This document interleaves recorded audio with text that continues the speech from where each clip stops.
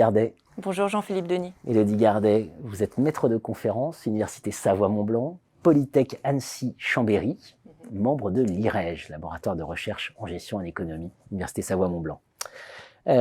Auteur, dans la Revue française de gestion, avec Romain Gandia et Gabriel Gallino, d'un papier consacré à l'asymétrie, aux asymétries d'interdépendance. Titre du papier, quelle stratégie pour gérer les asymétries d'interdépendance? Une application au studio de jeux vidéo français. C'est absolument passionnant dans le cadre d'un dossier consacré aux relations interorganisationnelles déséquilibrées. Voilà. Tout à fait. Alors, de quoi parle-t-on quand on parle interdépendance symbiotique? Tout à fait. Alors c'est vrai que dès lors, on parle d'interdépendance symbiotique, on aurait pu parler d'interdépendance concurrentielle. On a fait le choix de se limiter à ces interdépendances symbiotiques. Donc de quoi il s'agit? Finalement, ce sont des relations de dépendance entre des organisations qui sont le long d'une même chaîne de valeur. C'est-à-dire on va avoir des relations de dépendance avec des fournisseurs ou avec des clients. Contrairement aux asymétries concurrentielles, où là, on va être plutôt dans un système avec nos concurrents, et ça renvoie au phénomène de coopétition, ce qui n'est pas le cas ici. Nous avons plutôt étudié les asymétries d'interdépendance dans le cadre de studios de jeux vidéo. Pourquoi? Parce que les studios de jeux vidéo, ils se situent justement au milieu de cette chaîne de valeur, donc ils se trouvent en situation d'interdépendance tant vis-à-vis des fournisseurs que des clients. C'est passionnant. Ce qui nous intéressait plus spécifiquement, c'était d'étudier les asymétries de pouvoir et de dépendance. Et pour ça, on s'est basé notamment sur un papier de Cassiaro et Piskorski en 2000. Alors, effectivement, 2005, on peut se dire, ça remonte. Pour autant, eux soutenaient l'idée selon laquelle l'asymétrie de dépendance et l'asymétrie de pouvoir étaient deux phénomènes et qu'il fallait les observer de manière distincte. Pourquoi? Parce que ça entraînait des stratégies derrière qui étaient complètement différentes. Ils s'intéressaient plus spécifiquement aux fusions-acquisitions.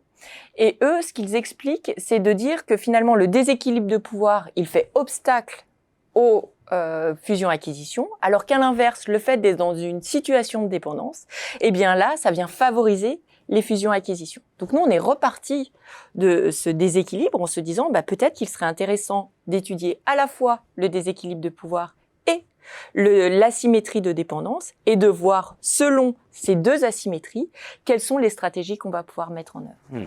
Alors, précisément, voilà, quelle stratégie?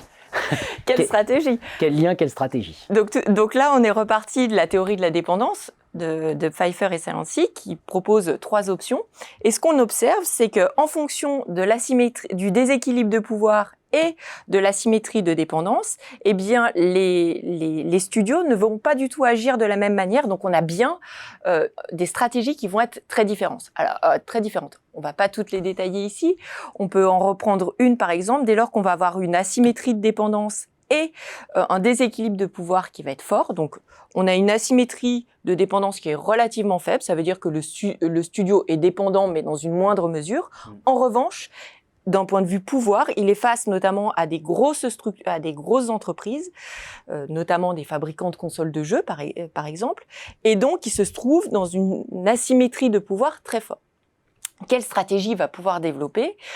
Il reprend dans ces cas-là plutôt la 3e option qui est proposée par Pfeiffer et Salancy, c'est finalement de modifier le contexte, l'environnement dans lequel il évolue et de s'abstraire finalement des fabricants de consoles en proposant directement une dématérialisation et donc forcément ça vient rééquilibrer un petit peu les rapports de force puisqu'il change les règles du jeu.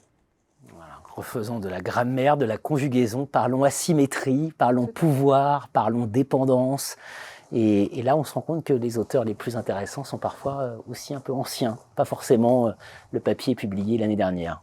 Tout à fait. Hein, c'est ça. C'est tout à fait ça, oui. Et ce qu'on observe aussi, quand on regarde au niveau de la dépendance, des studios qui vont être très dépendants et en plus qui vont avoir une asymétrie de pouvoir très forte, eh bien, dans ces cas-là, l'option qui va être privilégiée, c'est les alliances stratégiques. C'est le fait, finalement, de développer de l'interdépendance concurrentielle.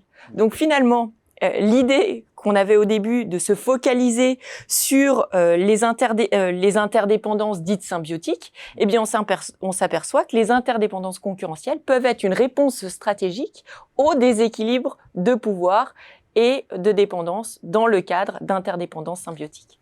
C'est tout à fait passionnant. Quelle stratégie pour gérer les asymétries d'interdépendance? Une application au studio de jeux vidéo français. C'est dans un dossier de la Revue française de gestion. Les relations interorganisationnelles déséquilibrées, vices et vertus 2016. Merci Elodie Gardet. Merci Jean-Philippe Denis.